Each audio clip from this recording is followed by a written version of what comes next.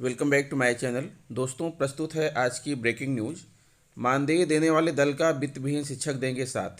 97,000 पदों के लिए DELED प्रशिक्षुओं ने किया प्रदर्शन। आयोग को कई पदों पर योग्य अभ्यर्थी नहीं मिले। 641 पदों के मुकाबले 354 पदों पर ही हुई भर्ती। सावधान, इनकम टैक्स रिटर्न में इन 6 गलतियों से बचें। कॉलेज छात्रों ने दिल्ली में टाइप किया था TET का पेपर। अब परिषदीय स्कूलों में होगी पुस्तकालय प्रतियोगिता। तकनीकी छात्रों को मिलेगा टैबलेट। शिक्षा मित्र दर्द व उम्मीद में 20 साल किए व्यतीत। शिक्षक भर्ती में पद बढ़ाने की मांग को लेकर प्रदर्शन। आइए देखते हैं दोस्तों खबरें विस्तार से। दोस्तों, आप देख पा रहे हैं खबरें विस्तार से किंग्समैन EHF यूट्यूब चैनल पर। जो राजनीतिक दल मानदेय देने की बात घोषणा अपने घोषणा पत्र में करेगा, उस दल का वित्तविहीन शिक्षक जात बिरादरी धर्म मजहब राजनीतिक पार्टी से ऊपर उठकर 2022 विधानसभा के चुनाव में अपना वोट कर साथ देंगे। उक्त बातें संघ के प्रदेश अध्यक्ष एवं वाराणसी खंड शिक्षक क्षेत्र के शिक्षक विधायक लाल बिहारी यादव ने कही। वे शुक्रवार को जनता SP फूला देवी इंटर कॉलेज खलीलाबाद में आयोजित माध्यमिक शिक्षक संघ वित्तविहीन गुट के जनपदीय शिक्षक सम्मेलन को संबोधित कर रहे थे। शिक्षक विधायक लाल बिहारी यादव ने कहा कि वित्तविहीन शिक्षक की समस्या यथावत बनी है। वर्तमान सरकार इसका हल नहीं निकाल सकी है। विशिष्ट अतिथि प्रदेश संगठन मंत्री श्री रामनयन त्यागी ने कहा कि पिछली सरकार में समाजवादी पार्टी ने 200 करोड़ रुपए मानदेय के रूप में दिया था, जिसको भारतीय जनता पार्टी की सरकार ने 2017 में रोक दिया। शिक्षक काफ़ी व्यथित और पीड़ित हैं। वह अपनी समस्या के समाधान के लिए रास्ता ढूंढ रहे हैं। शिक्षक सम्मेलनों में इस बात की समीक्षा की जा रही कौन सी पार्टी हमें मानदेय देगी, तो उसमें समाजवादी पार्टी का पिछला इतिहास गवाह बन रहा है। समाजवादी पार्टी वित्तविहीन शिक्षकों के आंसुओं को पोंछने का काम कर सकती है। बैठक को प्रदेश उपाध्यक्ष डॉक्टर अवधेश यादव, सम्मेलन की अध्यक्षता कर रहे जिला अध्यक्ष ब्रह्मदेव सिंह, जिला प्रभारी हरिंद्र नारायण उपाध्याय, मंडली महामंत्री लालचंद्र यादव, जिला महामंत्री मलय कुमार पांडे, गिरिजाशंकर सिंह, जिला उपाध्यक्ष कुलदीप श्रीवास्तव, जिला मंत्री धर्मेंद्र बहादुर सिंह, मीडिया प्रभारी गणेश प्रसाद चौरसिया, जिला सचिव गणेश यादव, कमलेश यादव, कैलाश चंद्रमणि आदि लोगों ने संबोधित किया। आयोग को कई पदों पर योग्य अभ्यर्थी नहीं मिले। 641 पदों के मुकाबले 354 पदों पर ही हुई भर्ती। सम्मिलित अधीनस्थ सेवा सामान्य चयन प्रतियोगात्मक परीक्षा 2016 द्वितीय के तहत विभागों में कुल 641 रिक्त पदों में से सिर्फ 354 पदों पर ही भर्ती हो सकी। उत्तर प्रदेश अधीनस्थ सेवा चयन आयोग द्वारा जारी सूचना के अनुसार निदेशक दिव्यांगजन विकास विभाग के नियंत्रण में आने वाले पुस्तकालय अध्यक्ष, छात्रावास अधीक्षक, प्रूफ रीडर एवं मोबिलिटी अध्यापक व निदेशक प्रशिक्षण एवं सेवा योजन विभाग के लिए पुस्तकालय अध्यक्ष, निदेशक महिला कल्याण विभाग के अधीन व्यायाम शिक्षक के रिक्त पद के लिए विज्ञापन में प्रकाशित अनिवार्य योग्यता वाले अभ्यर्थी उपलब्ध ही नहीं हो सके। लखनऊ DELED प्रशिक्षुओं ने शुक्रवार को बेसिक शिक्षा मंत्री के आवास पर धरना प्रदर्शन किया। प्रशिक्षु इससे पहले चौराहे पर एकत्र हुए और मार्च निकालकर शिक्षा मंत्री के आवास तक पहुंचे। यहां मांगों के समर्थन में नारेबाजी की। यह सभी प्रशिक्षु प्राथमिक शिक्षक के रिक्त 97,000 पदों को भरने के लिए विज्ञापन जारी करने की मांग कर रहे थे। कुछ ही देर बाद पुलिस ने प्रशिक्षुओं को जबरन हिरासत में लेकर गाड़ियों से इको गार्डन भेज दिया। सावधान, इनकम टैक्स रिटर्न में इन 6 गलतियों से बचें। नई दिल्ली अब 600 नहीं। वेतन से आय और एक घर की संपत्ति वाले करदाताओं के लिए आयकर रिटर्न ITR दाखिल करना आसान है, क्योंकि वह आसानी से ITR 1 भर सकते हैं। हालांकि उन करदाताओं के लिए ऐसा नहीं कहा जा सकता जिन्हें अधिक जटिलता ITR 2, ITR 3 या ITR 4 का उपयोग करके अपना रिटर्न दाखिल करना पड़ता है। करदाता कुछ ऐसी गलतियां कर रहे हैं जो परेशानी का सबब बन जाती हैं। हम 6 गलतियों से बचने का तरीका बता रहे हैं, जिनमें सामान्यतः लोग करते हैं। 2 से अधिक संपत्तियों का विवरण न देना। हर किसी के पास 2 या 2 से अधिक संपत्तियां नहीं होती हैं। जिनके पास हैं उन्हें उसकी जानकारी ITR में देनी चाहिए। 2 संपत्तियों को स्वाधिकृत के रूप में दावा किया जा सकता है और शेष संपत्तियों को किराए पर चढ़ाया माना जाता है। भले ही संपत्ति पूरे वर्ष खाली रही हो, इन विसंगतियों को कर चोरी माना जा सकता है। अपूर्ण और गलत बैंक विवरण बनेगा मुसीबत। गलत बैंक विवरण भरना एक सामान्य गलती है। गलत या अपूर्ण बैंक विवरण आयकर विभाग के लिए आपको बैंक के खाते में रिफंड कठिन बना सकता है। समय के भीतर अपने रिफंड का दावा करने के लिए आप सुनिश्चित करें कि बैंक विवरण जैसे बैंक खाता संख्या, धारक का नाम और IFSC कोड सही है। इसके अलावा बैंक खाते को ITR में पूर्व अनुमति देना, लिंक करना याद रखें।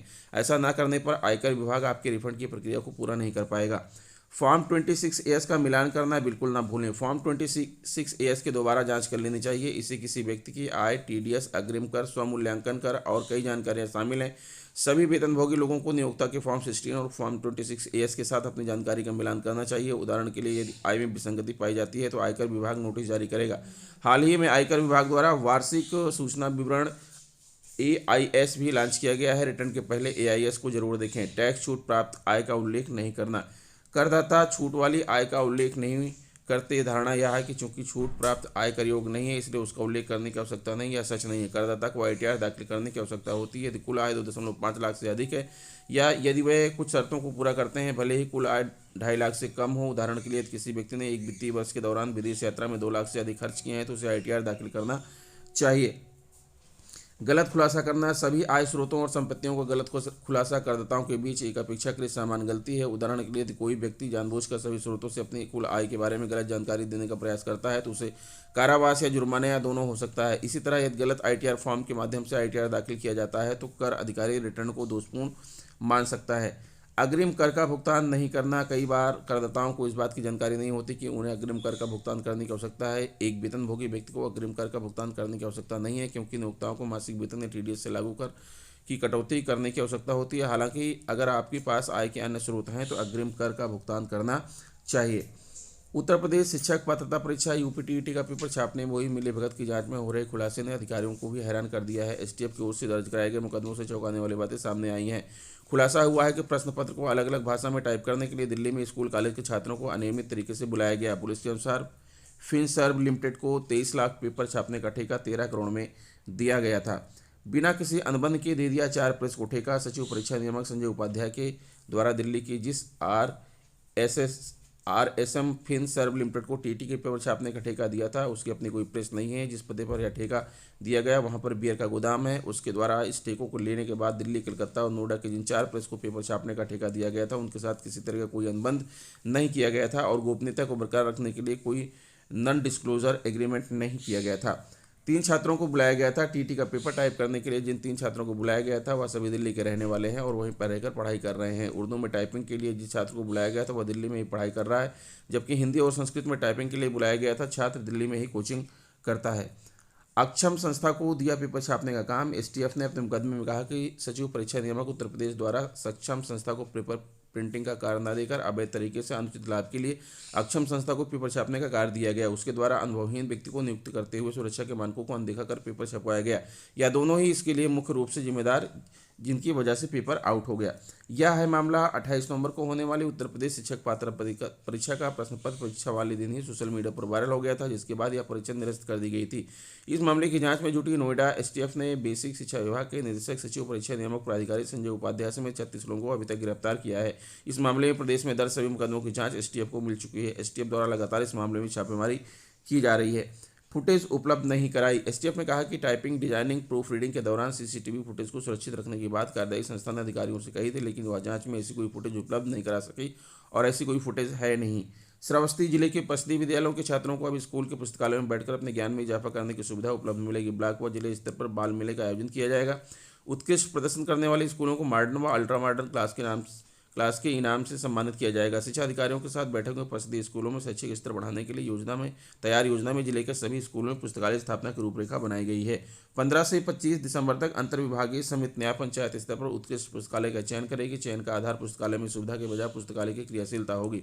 न्याय पंचायत स्तर पर चयनित स्कूल को स्मार्ट क्लास व जिले स्तर पर चयनित प्रथम 3 स्कूलों को इनाम में अल्ट्रा स्मार्ट क्लास मोमेंटो का प्रमाण पत्र दिया जाएगा। इस संबंध में सीडीओ ईशान प्रताप सिंह की ओर से निर्देश जारी किए गए हैं।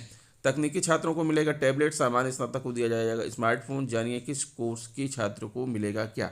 योगी सरकार ने यह स्पष्ट कर दिया है कि निःशुल्क टैबलेट व स्मार्टफोन किसे किसे दिया जाएगा।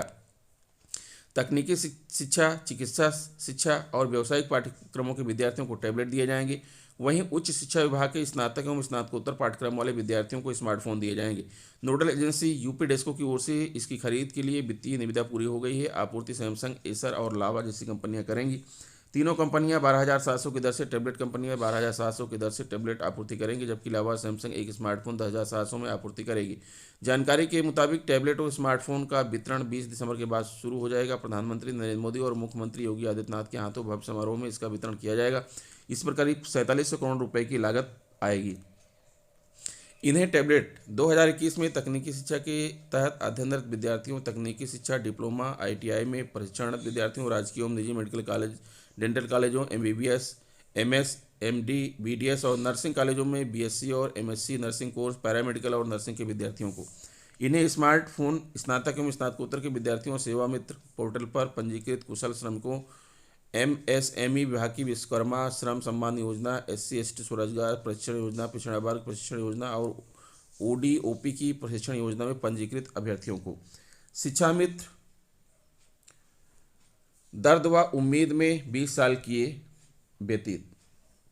किस्मत और राजनीति के भंवर में फंसे प्रदेश के 2.25 लाख शिक्षा मित्र अपने हक व सम्मान के लिए सरकार से आस लगाए बैठे हैं। प्रदेश की सरकारें शिक्षा मित्रों के रहनुमा साबित करने की होड़ लगाती रही हैं, लेकिन अपने जीवन के स्वर्णिम 20 साल परिषदीय शिक्षा को संवारने में व्यतीत करने वाले शिक्षा मित्रों का भविष्य अभी भी अंधेरे में है। प्रदेश के हर राजनीतिक दल स्थायीकरण के वादे करती रही है और सत्ता में आने पर पूर्ववर्ती सरकार पर दोष रोपण कर पल्ला झाड़ती रही है। शिक्षा मित्र सरकारों से बगावत न कर दर्द को समेटे सरकार का महिमा मंडन कर स्थायीकरण की आस लगाए रहे, लेकिन उनके नसीब में अभी तक सिर्फ आश्वासन ही हाथ लगा है।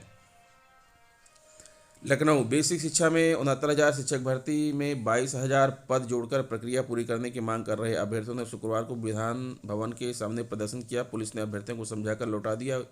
यह भर्ती मांग को लेकर 21 जून से निषादगंज स्थित शिक्षा निदेशालय में प्रदर्शन कर रहे हैं। प्रदर्शन में शामिल सुमित यादव ने बताया कि कोर्ट के आदेश के बाद 22,000 से अधिक सीटें अभी खाली हैं।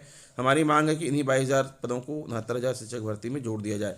तो दोस्तों, ये रहा आज का ब्रेकिंग न्यूज़। आशा करता हूँ वीडियो आपको अच्छी लगी होगी। अगर वीडियो आपको अच्छी लगी है तो प्लीज़ मेरे चैनल को सब्सक्राइब कर लीजिए, बेल आइकन को प्रेस कर दीजिए। मिलते हैं आपसे नेक्स्ट वीडियो में कुछ नई जानकारी लेकर। तब तक के लिए नमस्कार।